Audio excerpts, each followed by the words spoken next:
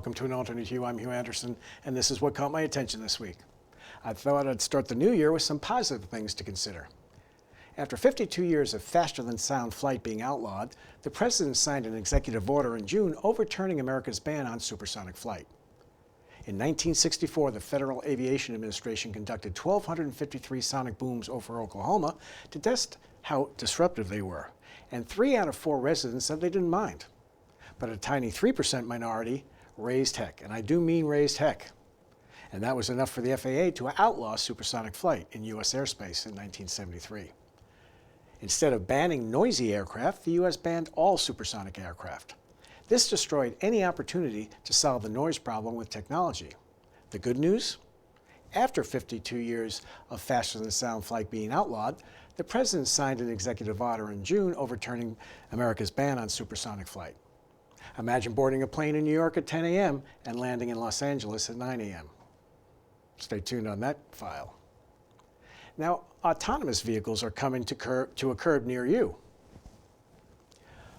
According to Tyler Hayes, the founder of Atom Bodies, which manufactures AI-powered prosthetic arms that are 100 times faster than what patients can get today, commented that Waymo changed how regular people feel about technology. In the 2010s, tech meant software apps, tiny upgrades on a glowing rectangle. Waymo is the first time normal people can feel the future. A robot pulls up, you get in, it drives you across town. No explanation needed. A peer-reviewed study of nearly 100 driverless miles in 4 American cities showed that Waymos have 90% plus fewer serious crashes than human drivers. Moi, not a perfect driver? Now, climate change has been a challenging subject for many of us. What to believe, what not to believe. Are we toast? Well, take a look at this. Climate-related deaths have been falling for a century. I apologize for the lack of clarity, but those bar charts show a descending, an absolute descension in all sorts of disaster deaths, whether it be wildfires, tornadoes, what have you. So disastrous deaths have been falling for a century, but that doesn't really get much attention these days. Has the debate intensity peaked? Bloomberg found mentions of climate on public company earnings calls has dropped 75% from their peak. Why the sudden shift? AI. The old climate narrative was all about cutting back. Less energy, less growth, less everything. But the giant data centers needed to power ChatGPT have insatiable energy demands. OpenAI's flagship project, Stargate, will consume 5 gigawatts of power. We're building computer warehouses that consume as much power as Philadelphia. If there's one thing governments and corporations care about more than climate virtue signaling, it's not losing the AI race. See episode 104 for my comments on SpaceX. Now, remember when America's biggest problem was relying on Middle Eastern oil? In 2005, the U.S. imported 3.7 billion barrels of oil. America now produces 50% more oil than Saudi Arabia. Sounds fake, doesn't it? But it's a fact. By the way, this blurry chart, the green line that's in the upper right-hand corner, that's us, well above Russia, Saudi Arabia, Canada, and Iran.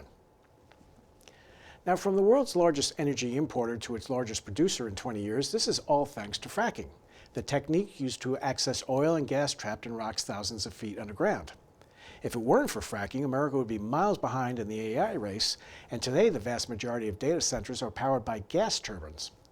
Next-generation supersonic jets will also run on liquefied natural gas, and despite debate about fracking's environmental impact, America's total carbon emissions dropped 20% since peaking in 2006.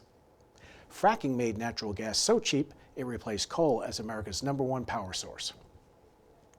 Nuclear is the cleanest, safest, and densest and most reliable energy source ever discovered. Yet instead of embracing it, we all but banned it in the West in the 1970s.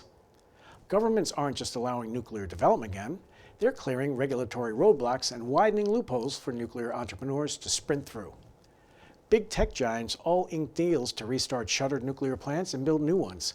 And 10 small modular reactor startups are racing to turn on America's first microreactor by July 4th, 2026.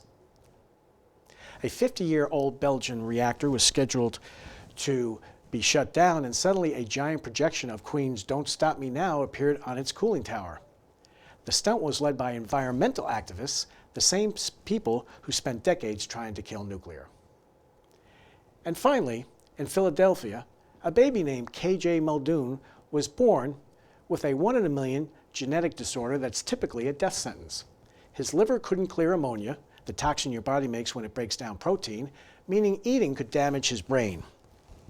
K.J. became the first human to receive a personalized gene editing treatment to fix the typo in his DNA. Your genome is 3 billion letters long, and K.J.'s problem came down to one wrong letter. Doctors built a tool to edit that letter. After spending almost a year in the hospital, K.J. was released and is now home and thriving. He graduated from the hospital wearing a little cap and gown. Let that sink in.